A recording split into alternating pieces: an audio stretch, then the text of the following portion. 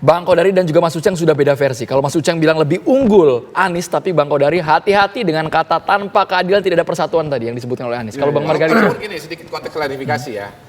Keadilan dalam konteks ekonomi, Oke, bukan dalam konteks masalah hukum ya. Oke. Sulit menerapkan atau mengimplementasikan konsep keadilan itu dalam ekonomi gitu. jadi tadi baru sebatas. Beliau bicara hukum, saya bicara ekonomi. Oke. Nah, Bang Bang Margarito Margarito bicara hukum aja. Nah, sekarang begini, mengapa kita beri fokus pada presiden? Gitu kan? Karena ini konsekuensi dari presidensial system. Arah bangsa ini ke depan, 5 tahun ke depan, 10 tahun ke depan, kita letakkan pada satu orang, yang namanya presiden. Gitu ya. Jadi kalau presiden dalam tanda petik visinya nggak cemerlang, tidak tahu mencapai visinya itu, ya kita habis.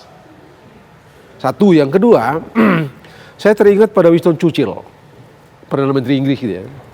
Kata dia, politisi memang tidak pernah bicara konkret. Jangan minta politisi bicara konkret. Politisi akan bicara sesuatu yang besar banget.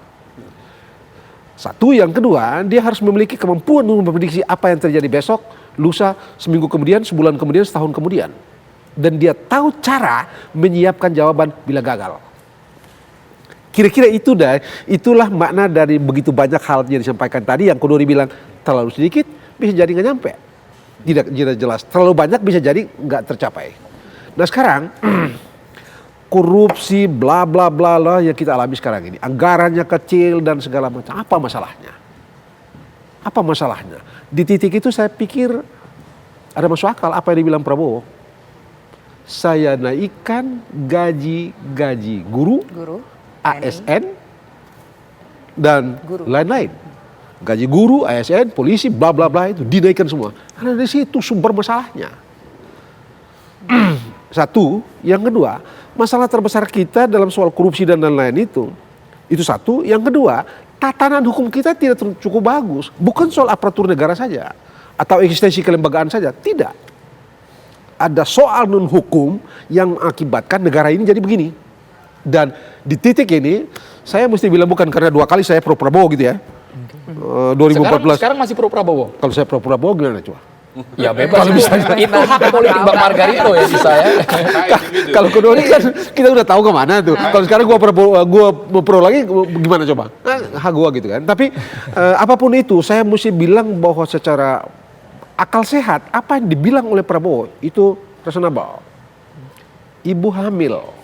Anda jangan bicara di Jakarta. Jakarta di kompleks-kompleks yang besar mungkin oke. Bagaimana di lorong-lorong? Bagaimana ibu-ibu di lorong-lorong? Bagaimana anak-anak di lorong-lorong?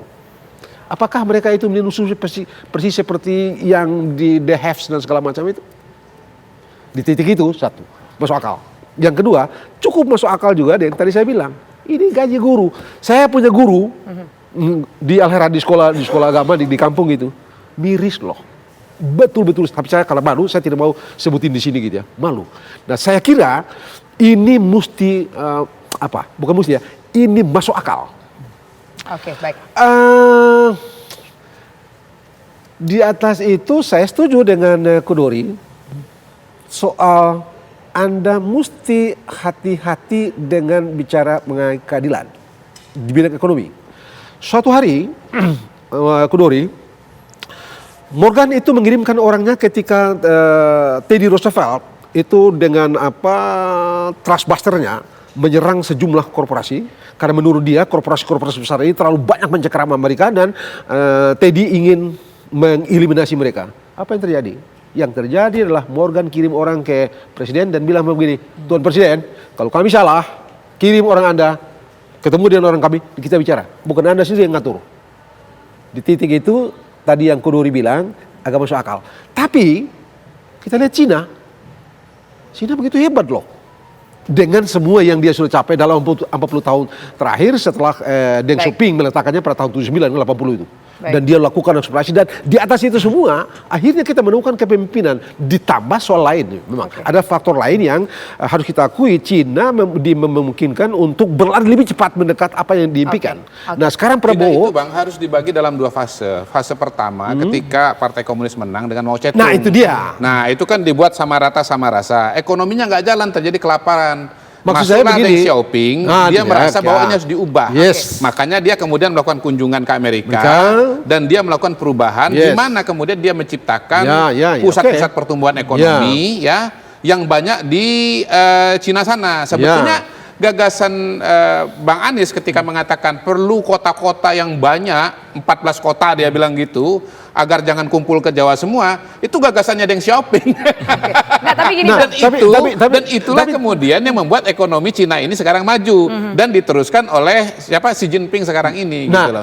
yang tadi Jadi sekarang keadilannya Pak Anies itu yang mana? Mau Cetung atau Deng Xiaoping gitu. Karena dua-duanya tapi beginilah, saya mengerti ini. Apa yang mau kita bilang dari sini, apa yang dicapai Cina itu adalah investasi di bidang sumber daya manusia. Ya kita ini oke lah ya gitu ya. Saya Kudori oke. Tapi berapa fisikawan kita? Berapa biologis kita? Berapa kimia kita? Berapa insinyur ini segala macam? Berapa yang kita mau? Cina tidak sedikit. Itu dicatat oleh Kishore Mahbubani, mantan duta besar Singapura untuk PBB, membuka dan dia menunjuk itu sebagai soal yang membuat Cina melakukan transformasi yang begitu cepat. Yang sekarang Amerika hampir tidak bisa memburu dia. Jadi ini soal leader. Nah karena itu kita mau bilang tadi, orang-orang tadi bicara mengenai transformasi sumber daya dan segala macam. So how to get it? Oke, baik. Nanti kita akan ke Mas Uceng. Kira-kira keadilan sosial seperti apa sih yang diharapkan begitu? Apakah dengan format yang disampaikan tadi meniru dari pemimpin-pemimpin Cina atau mungkin bagaimana ini ke depannya akan seperti apa yang paling dibutuhkan oleh masyarakat Indonesia? Dijawab saat lagi, usai jeda berikut. Dori. Saya ingin ke Mas Uceng. Dari beragam gagasan yang disampaikan oleh 3 orang baca pres ini, sebetulnya masyarakat itu tertarik sama yang bagian mana sih? Apakah berbicara soal keadilan sosialis tadi? Atau berbicara soal ekonomi? Atau berbicara soal aspek hukum? Mas Uceng, yang mana yang paling menarik, yang mendapat perhatian masyarakat kira-kira? Enggak, saya kira begini ya, jelas tadi ketika ditanyakan ke saya, kan saya bicara soal hukum. Jadi kalau ditanyakan soal isu hukum, saya kira Anies punya keunggulan dari secara isi hukum. Karena lagi-lagi posisinya memang yang lebih diuntungkan.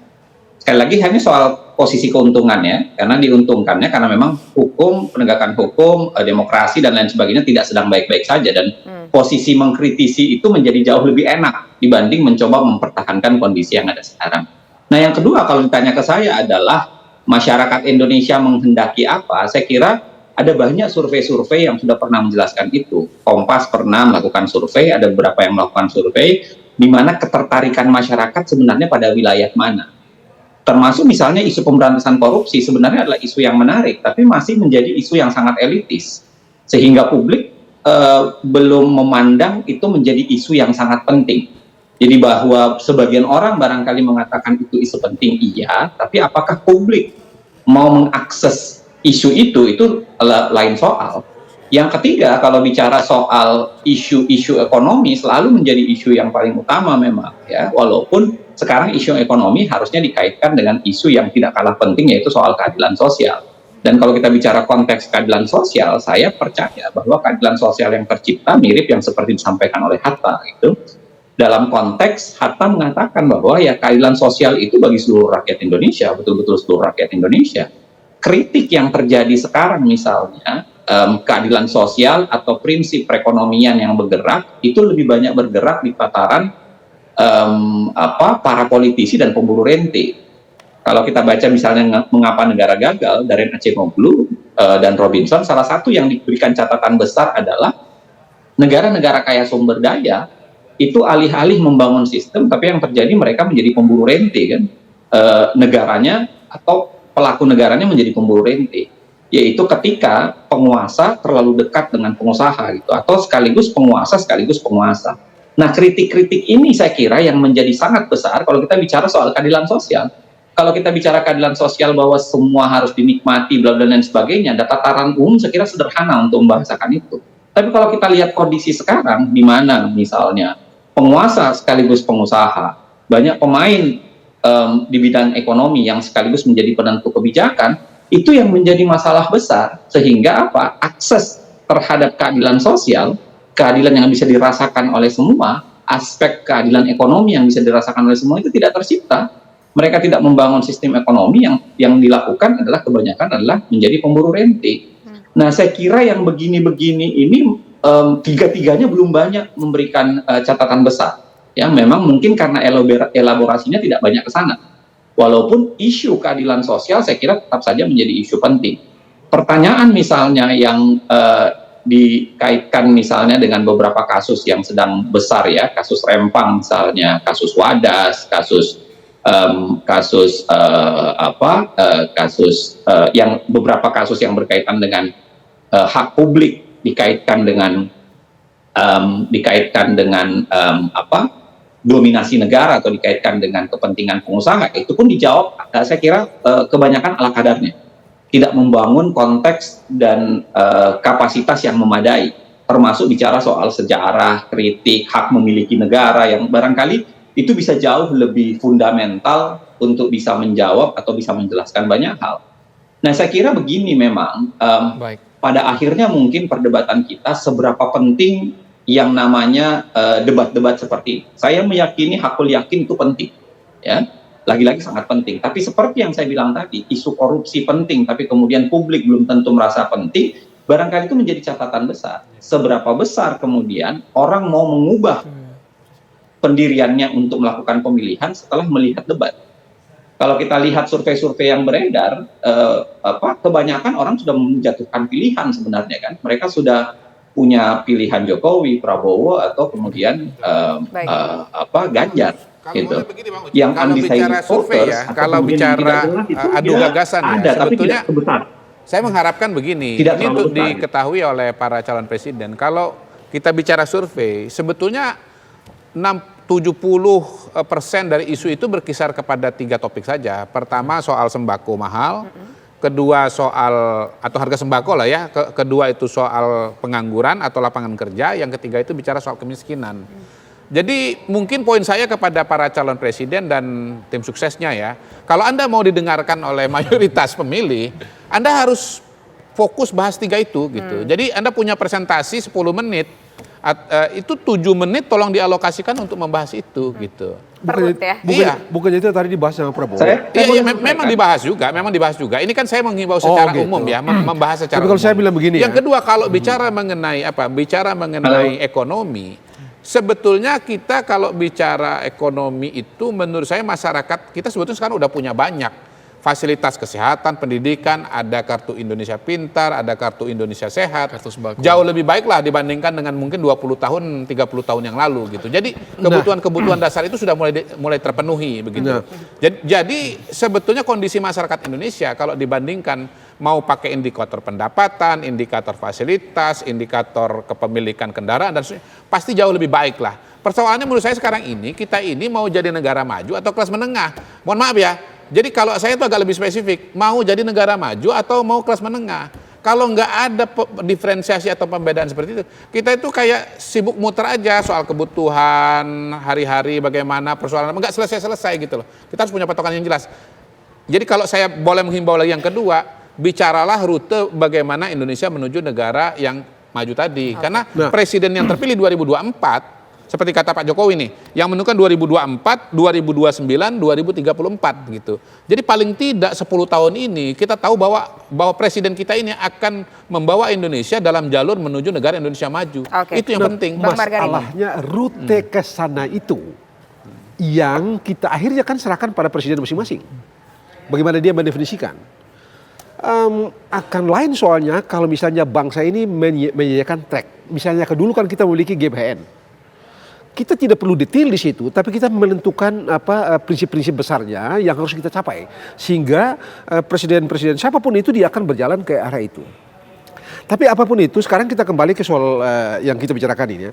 Sebegini jauh gitu ya, kalau tadi Uceng bicara, sebegini jauh belum terlihat memang di antara 3 capres kita ini. Masih ala kadarnya tadi Bang bahasanya.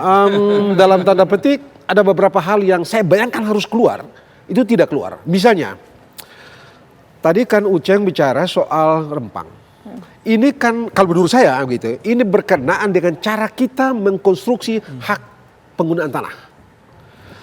Dengan yang kalau sekarang ini kan, begitu ada satu industri masuk, orang di tanah itu keluar kan, miskin dia. Bisa nggak kita ubah agar, orang keluar dari tanah itu, tapi dia masih terus memiliki kaitan dengan tanah yang dipakai oleh industri itu. Sehingga walaupun dia tergeser dari tanah itu, tetapi dia masih bisa hidup dengan tanah itu. Ini gagasan abang buat para calon presiden gitu maksudnya? Ya, nah itu dia. itu yang gua pingin, yang saya pingin tiga presiden ini memikirkan itu. Sebab kalau tidak begitu, enggak.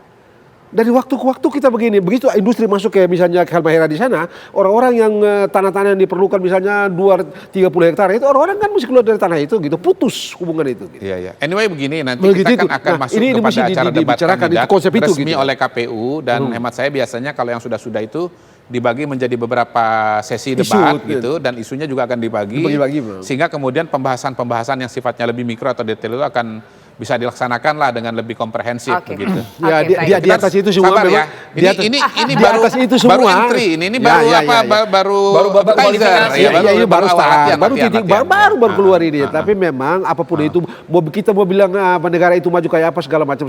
Tapi akhirnya adalah apakah rakyat kita yang susah itu berkurang dari waktu ke waktu? Ibu-ibu yang akan melahirkan itu merasa agak nyaman, anak-anak sekolah itu nyaman atau tidak dan seterusnya. Itu kok intinya. Iya. Di atas itu semua kita memutar apapun di situ. Iya, anyway saya pengen nanti kalau bisa ada hitungan dari 3 capres itu yang tepuk tangan presentasinya paling ramai yang mana gitu. Oke, baik, terima kasih. Tapi kan itu kan bukan karena tadi itu kan. Paling bagus. Terima kasih Bang Kodari, terima kasih Bang Kodari, terima kasih juga Mas Uceng sudah bergabung bersama kami di program Kabar Petang. Selamat petang semuanya.